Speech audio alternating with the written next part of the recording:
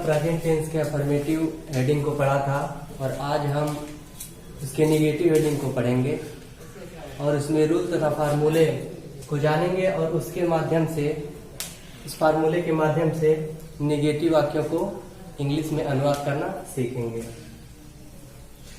तो हम जानते हैं कि नेगेटिव वाक्य किसे कहते हैं। ऐसे वाक्य जिसमें नहीं शब्द लगा रहता है या फिर नहीं का भाव स्पष्ट होता है वह नेगेटिव वाक्य कहलाता है।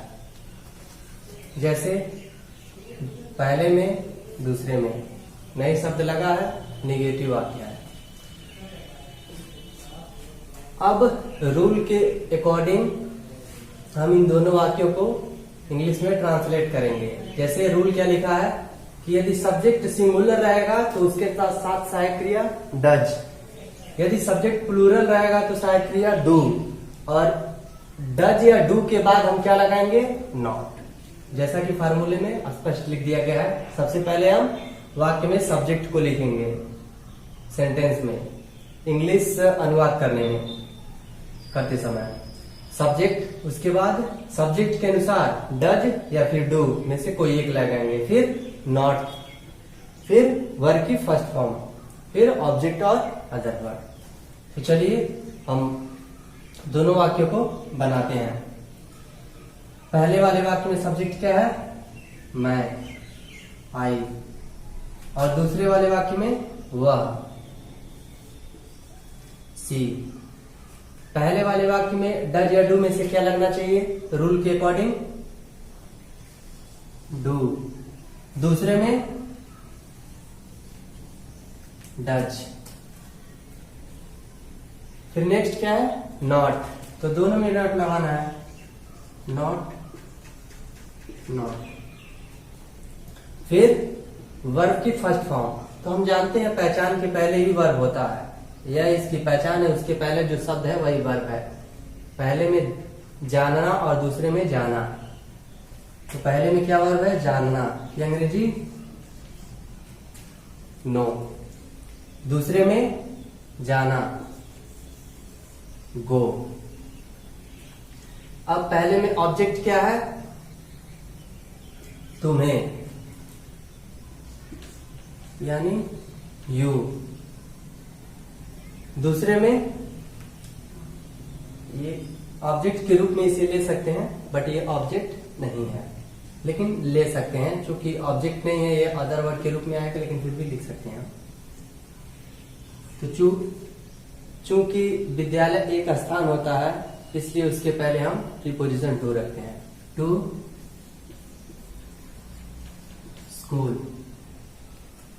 अब दोनों वाक्यों में ऐसा कोई भी वर्ड नहीं है जिसकी अंग्रेजी हमें लिखना है, तो हम लास्ट में फुल स्टॉप दोनों में फुल स्टॉप। तो ऐसे नेगेटिव वाक्यों का निर्माण करते हैं सब्जेक्ट के बाद डज नॉट या डू नॉट लगा करके। इंट्रोगेटिव में कई टाइप्स के वाक्य आते हैं। जैसे कुछ वाक्य ऐसे होते हैं जो क्या शब्द से आरंभ होते हैं, और कुछ वाक्य ऐसे होते हैं जिसमें क्वेश्चन वर्ड वाक्य के बीच में आते हैं। यह सभी क्वेश्चन वर्ड है।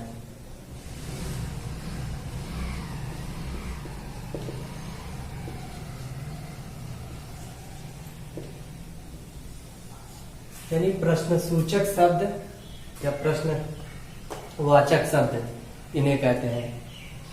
यही सभी क्वेश्चन वर्ड्स हैं जो ज्यादातर वाक्य के बीच में ही आते हैं, तब ये क्वेश्चन वर्ड का काम करते हैं। तो सबसे पहले इन क्वेश्चन वर्ड को जानना जरूरी है। व्हाट मीन्स क्या, व्हेन मीन्स कब, व्हाई मीन्स क्यों, हाउ मीन्स कैसे या कैसा, हु मीन्स कौन, विच मीन्स कौन सा कौन सी, हुज मीन्स किसका किसकी, हाउ मेनी मीन्स कितनी या कितने, हाउ मच मीन्स कितना। ये सारे क्वेश्चन वर्ड्स हैं। तो सबसे पहले हम इसके पहले टाइप को जानेंगे। तो इंट्रोगेटिव के ये रहे तीनों टाइप। पहला टाइप क्या है, यदि क्या शब्द वाक्य के आरंभ में आ जाए।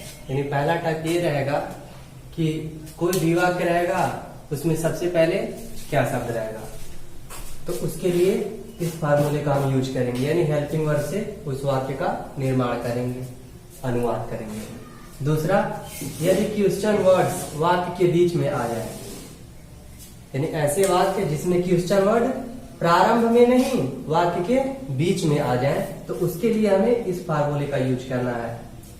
फार्मूला यही है, बस उसमें थोड़ा सा ऐड कर दिया गया है। वही जो बीच में क्वेश्चन वर्ड आता है उसी को सबसे पहले हम लिखेंगे, जिसको क्वेश्चन वर्ड बोलते हैं। इसीलिए फार्मूले में सबसे पहले ये लिख दिया गया है, उसके बाद यही फार्मूला है। तीसरा टाइप, यदि क्वेश्चन वर्ड प्लस नाउन एक साथ हो, यानी क्वेश्चन वर्ड भी अब उस वाक्य में रहे और उसके साथ सटे हुए उसके साथ क्या है, नाउन आए, तो हम क्वेश्चन वर्ड और नाउन को एक साथ ही लिखेंगे। यानी सबसे पहले हम क्वेश्चन वर्ड को लिखते हैं तो क्वेश्चन वर्ड को लिखेंगे और उसी के साथ हम नाउन को लिखेंगे, और बाकी फार्मूला ये क्या वाला फार्मूले के अनुसार हो जाएगा। तो आइए इसके हम एग्जांपल्स को लिखते हैं। ये रहे इंट्रोगेटिव वाक्य के एग्जांपल्स। अब जिस मॉडल के जिस टाइप के वाक्य हैं उसी टाइप के फार्मूले का हमें यूज करना है। जैसे पहला, क्या शब्द वाक्य के आरंभ में आ गया है, तो हम हेल्पिंग वर्ड से फार्मूला स्टार्ट करेंगे।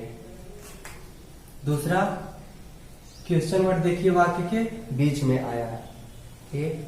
तीसरा, क्वेश्चन वर्ड बीच में आया है, इसके बाद नाउन है, हाँ देखिए नाउन भी है, क्वेश्चन वर्ड प्लस नाउन, तो इस वाले फार्मूले का यूज करेंगे, क्वेश्चन वर्ड प्लस नाउन का। नेक्स्ट क्या है, क्या वाक्य के आरंभ में आया है, यानी क्या वाला फार्मूला जो हेल्पिंग वर्ड से शुरू होता है उसका यूज करके करेंगे। पहले वाले वाक्य को हम बनाते हैं। पहला वाला वाक्य क्या है, क्या से शुरू हुआ है, तो हम हेल्पिंग वर्ड लगाएंगे। तो सब्जेक्ट के अनुसार हेल्पिंग वर्ड लगाते हैं। तो सब्जेक्ट इसमें वे है, तो हेल्पिंग वर्ड डू। फिर फार्मूले में सब्जेक्ट हो लिखा होगा, तो सब्जेक्ट दे। फिर फार्मूले में वर्ब की फर्स्ट फॉर्म लिखा होगा, यानी साफ करना, तो वाश। फिर फार्मूले में ऑब्जेक्ट लिखा होगा, तो ऑब्जेक्ट क्या है, अपने कपड़े। तो अपने की अंग्रेजी, तो दे सब्जेक्ट है ना, तो दे के साथ हम अपने की अंग्रेजी क्या लगाते हैं, देयर। कपड़े का क्लॉथेस। अब इसके बाद फार्मूले में अदर वर्ड है।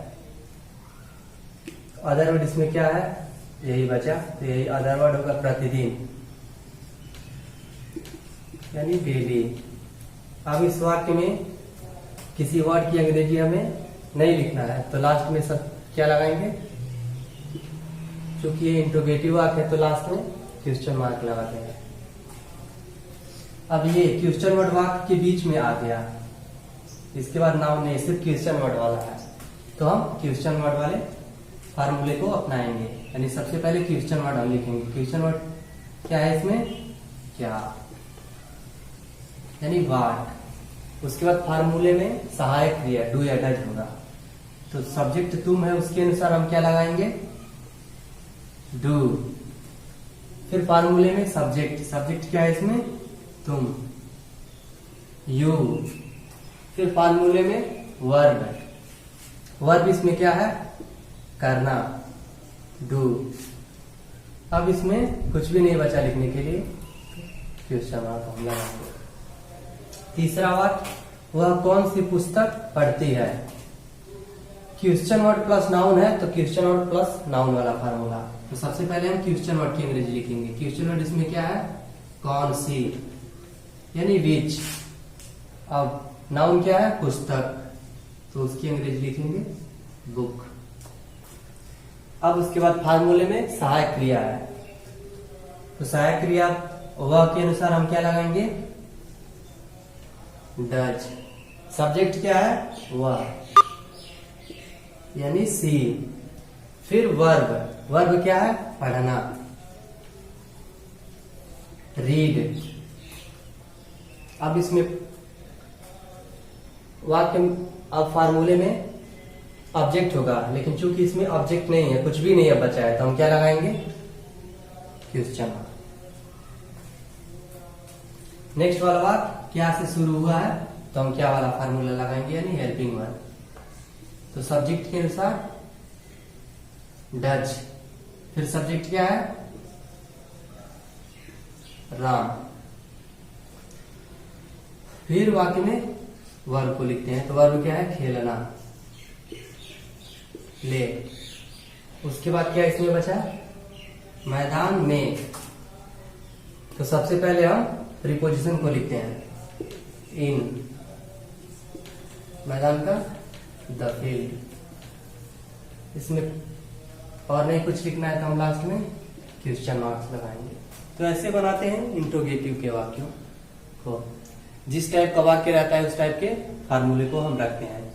और यदि इंट्रोगेटिव निगेटिव वाक्य आते हैं, यानी यदि वाक्य इंट्रोगेटिव भी हो और निगेटिव भी हो, तो सिर्फ हम यही ध्यान रखते हैं उसमें कि सब्जेक्ट जहां रहता है उसके बाद हम नॉट लगा देते हैं। जैसे यही वाला वाक्य हम कोई भी वाक्य इसमें ले लेते हैं। यही वाला, क्या राम मैदान में नहीं खेलता है?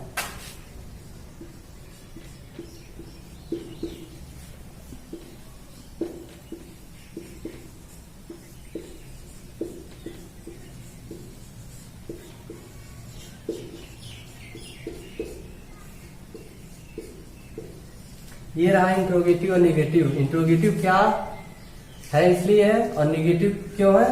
क्योंकि नहीं भी है, यानी दोनों है, इंट्रोगेटिव और निगेटिव। तो ऐसे वाक्यों का अंग्रेजी में अनुवाद करने के लिए हम सब्जेक्ट के बाद नॉट लगा देते हैं। बाकी फार्मूला सेम रहेगा इंट्रोगेटिव का, जैसा मॉडल रहेगा, जैसा टाइप रहेगा। तो इसमें क्या शब्द शुरू में आया है, तो हम सबसे पहले डच को रखेंगे सब्जेक्ट के अनुसार। उसके बाद फिर सब्जेक्ट लगाएंगे। सब्जेक्ट क्या है? राम। राम हमने लिख दिया। इसी के बाद हमें क्या करना है? नॉट लगाना है, क्योंकि इंट्रोगेटिव नेगेटिव है, तो हमने नॉट लगा दिया। उसके बाद वर्ब, वर्ब क्या है? खेलना, प्ले। उसके बाद आगे जो है इन द फील्ड, लास्ट में क्वेश्चन मार्क। तो नेगेटिव और इंट्रोगेटिव वाक्य को, इंट्रोगेटिव और नेगेटिव वाक्य को इस तरीके से बनाते हैं।